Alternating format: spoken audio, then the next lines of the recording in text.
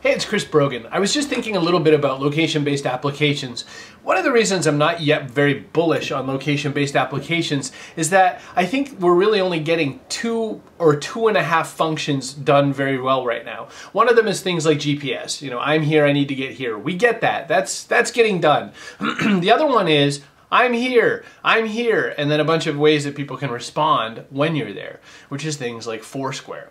The other one that's kind of getting done is I'm here, well here's something virtual that's not really here, but you can look at it. You can see that through things like Layer, things like when you use Yelp to see what the restaurant rating is, and things like geotagging photos so that when you're using Flickr you can use it in real space and see things that you can't normally see, and virtual goods and things like that.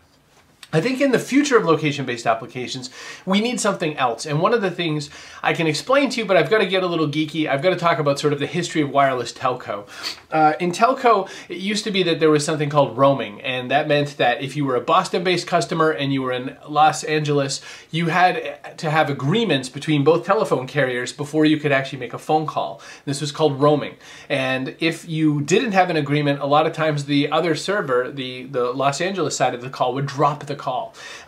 We started building this technology in telco called Home Location Register and Visiting Location Register. The Home Location Register is where your baseline data was for your whole telephone plan, and that's the company who served you had that data. Visiting Location just had a temporary subset of that data that said, Chris is here right now. If somebody calls him, forward the call from the home area to where Chris is and he'll pick up the call. That's visiting. So HLR, VLR.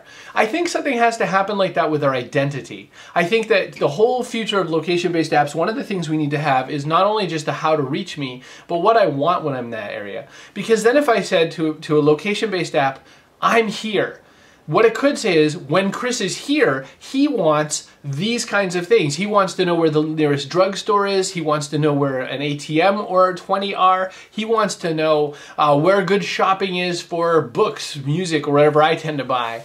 You know, it's the things that we would identify as. Also, you know, the nearest hospitals and all those kinds of things. There's apps that do that. There's apps that say, because you're here, these things are near, but there's not one that says, because you're here, this is what you normally look for. These are the things you care about. Because I don't normally look for a hospital. I definitely always look for an airport. I definitely look for, you know, things around my hotel. So I think it's sort of like having a visiting-based identity. I think we need identity exposure that can happen per individual. And I think that's going to be what makes the future of location-based apps really interesting to me.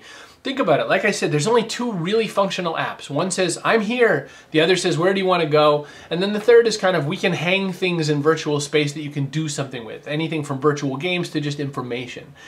There's so many more applications that we need. Like I said, sort of an identity register is one. Another one would be things like pushing all of your loyalty programs into your phone so that you don't have to worry about those sorts of things, and or what those things translate to in location space. So not just I happen to be a I don't know, I have a CVS card for my medical stuff, but that the CVS card is also taken here. Those are some of my thoughts on the future of location-based apps. Definitely interested in hearing yours. I'm Chris Brogan.